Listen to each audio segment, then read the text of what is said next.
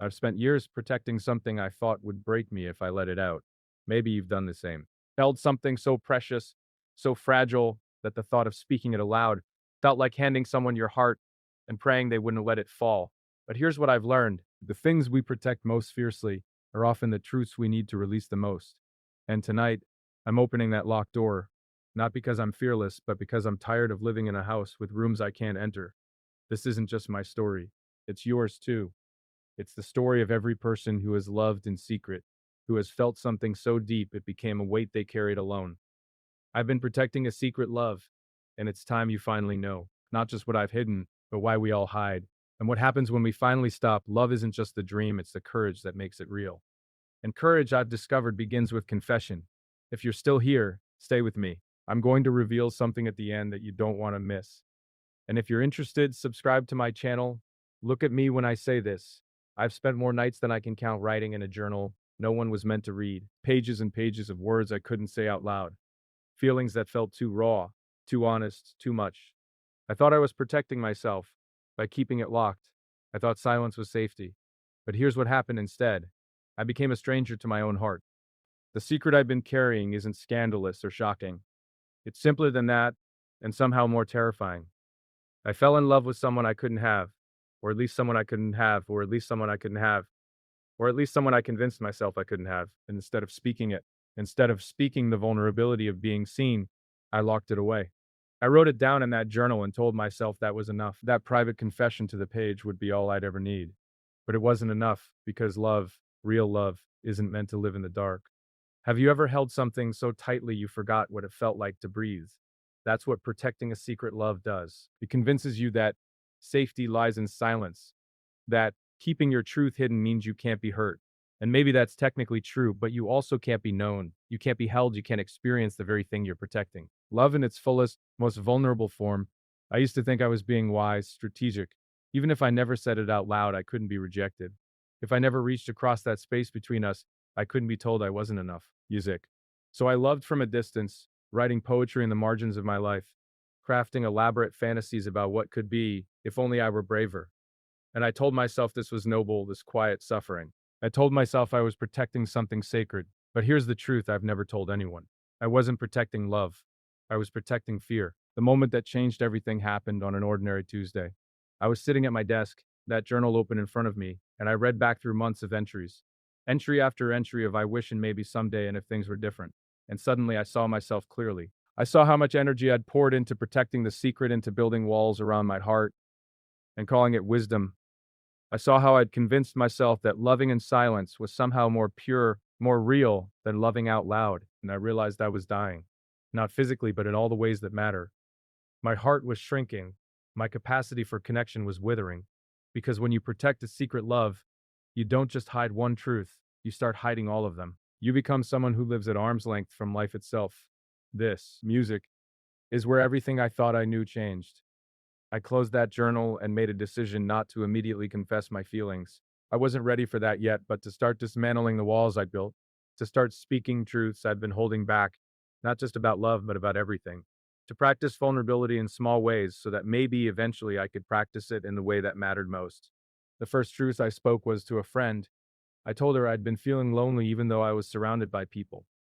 Such a simple admission, but it felt like pulling a brick from a wall. She looked at me and said, "Me too." Two words, but they cracked something open in me. Because I realized that things we hide, thinking they make us unlovable, are often the very things that make us human. Have you felt this too? That fear that if people knew what you really felt, what you really wanted, they'd turn away, that if you stopped protecting your secret and let it breathe in the open air, it would somehow lose its magic. I thought that for so long, but the opposite was true.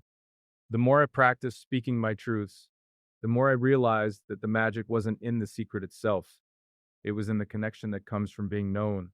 Real love, the kind that transforms you, doesn't live in journals or whispered thoughts. It lives in the vulnerable space between two people who have both decided to stop hiding.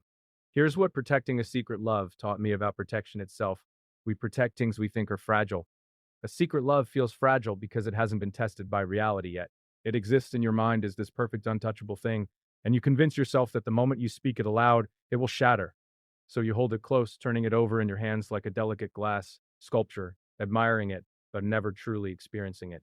But love isn't a glass sculpture. It's not meant to be admired from a distance. It's meant to be lived, breathed, shared. It's meant to be messy and imperfect and terrifyingly real. And the only way to experience that is to stop protecting it and start expressing it. Before you go, hear this one thing. I'm not saying confession is easy. I'm not saying you should walk up to someone tomorrow and pour out your heart without thought or care. What I'm saying is this: the secret you're protecting is costing you more than you realize. It's costing you the chance to be truly seen. It's costing you the experience of being held in your wholeness, not just the parts you deem acceptable. It's costing you the very connection you're longing for. That journal I mentioned, the one with all those pages worn from being touched but never read, I still have it, but I'm not adding to it anymore. These days, when I feel something deeply, I speak it, not recklessly, not without consideration, but honestly. I've learned that the courage to stop hiding what the heart has already decided is the same courage that opens the door to real intimacy. And here's what I've discovered on the other side of that door. Yes, vulnerability is terrifying. Yes, speaking your truth means risking rejection, but it also means giving someone the chance to choose you, really choose you. Not the version of you that you think is safe or acceptable, but the real you, the one who loves deeply, who feels intensely, who has been carrying a secret, because it felt like the only way to survive. The noise turns into music. The secret love I've been protecting isn't just about one person or one moment. It's about the way I've moved through the world, holding back the fullness of who I am, because I was afraid it was too much, too intense, too vulnerable, too real. But intensity isn't something to apologize for. Vulnerability isn't a weakness. And being real, truly, messily, imperfectly real, is the only way to experience the kind of love that changes everything. So I'm opening that locked door. I'm showing you the journal, the pages, the words I've written in the dark, not because I need you to do anything with them, but because I need you to do anything with them, but because I'm done protecting what's already dying in secret. I'm ready to let it breathe, to let it live or let it go, but either way, to let it live or let it go, but either way, to stop carrying it alone. What if you could do the same? What if the secret you're protecting is actually the key to the connection you've been searching for? What if the moment you stop hiding is the moment everything begins? I want to tell you about the first time I almost said it out loud. Not the secret itself, but the truth behind it. The admission that I'd been holding something back, that there was a whole world inside me I'd kept locked away. I was sitting across from her, this person I'd loved in silence for longer than I care to admit. And she was talking about something ordinary, coffee maybe, or plans for the weekend. And in that moment, watching the way her hands moved as she spoke, I felt the words rising in my throat like they had a life of their own. I didn't say them. I swallowed them back down the way I always did, and smiled, and nodded and played the part I'd been playing for so long. But something was different this time, because for the first time, I felt the weight of what I was doing. Not just the weight of the secret, but the weight of the wall I was maintaining between us, the wall I'd built brick by brick, convincing myself it was necessary, convincing myself it was necessary, convincing myself it was keeping me safe. That night, I went home and sat with that feeling, music, and I asked myself a question I'd been avoiding for months. What am I really protecting here? What am I so afraid of losing? The answer wasn't what I expected. I thought I was afraid of rejection, of hearing her say she didn't feel the same way. And yes, that fear was real, but underneath it was something deeper, something I hadn't wanted to look at. I was afraid of being known. I was afraid that if I let her see the depths of what I felt, if I showed her the pages of that journal, she would see something in me that was too much, too intense, too vulnerable. I was afraid she would see me and decide I wasn't worth the risk. But here's the truth that broke me open: by never giving her the chance to know me, I was already making that decision for her. I was already saying no on her behalf, already protecting myself from a rejection that might never come. And in doing so, I was guaranteeing the one outcome. And in doing so, I was guaranteeing the one outcome I feared most: never being chosen, never being held, never being truly seen. This is where the real work begins, not in the confession itself, but in the preparation for it, in learning to trust that being known is worth the risk of being hurt. In learning to trust that being hurt, have you ever noticed how we rehearse rejection in our minds?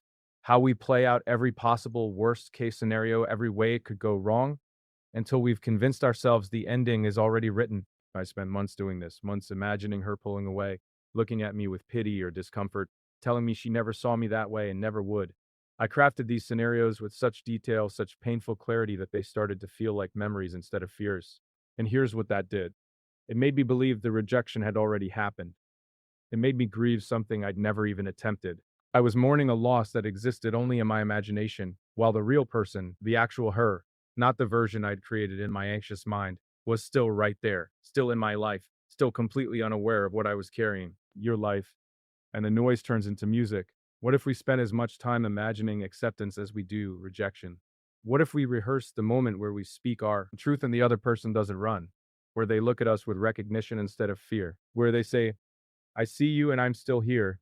I started doing this consciously, intentionally, instead of spiraling into worst case scenarios. I would sit quietly and imagine her receiving my truth with grace. I didn't let myself fantasize about perfect outcomes or movie ending declarations of mutual love.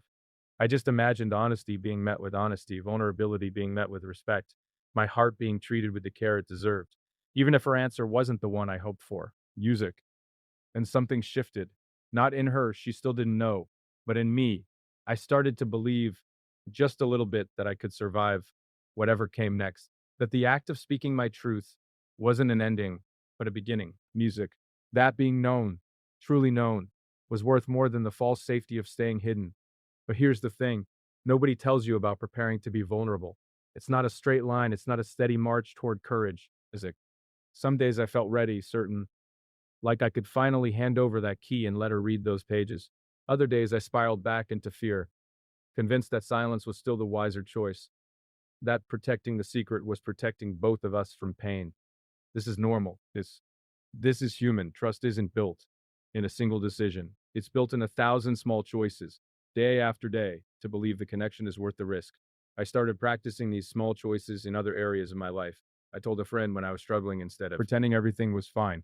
I admitted to my family that I didn't have it all figured out, that I didn't have it all figured out, that I was scared sometimes, uncertain about my path. I stopped performing competence and started showing up as I actually was. Messy, unfinished, still figuring it out. And you know what happened? People didn't run. People didn't run. They leaned in, they shared their own struggles, their own fears. They thanked me for being honest because it gave them permission to be honest too. And slowly I started to understand vulnerability isn't weakness. It's the strongest form of trust. It's saying, I believe you can handle the real me, even when the real me is imperfect and afraid. This is what I want you to understand, what I need you to hear. The secret you're protecting isn't just about romantic love.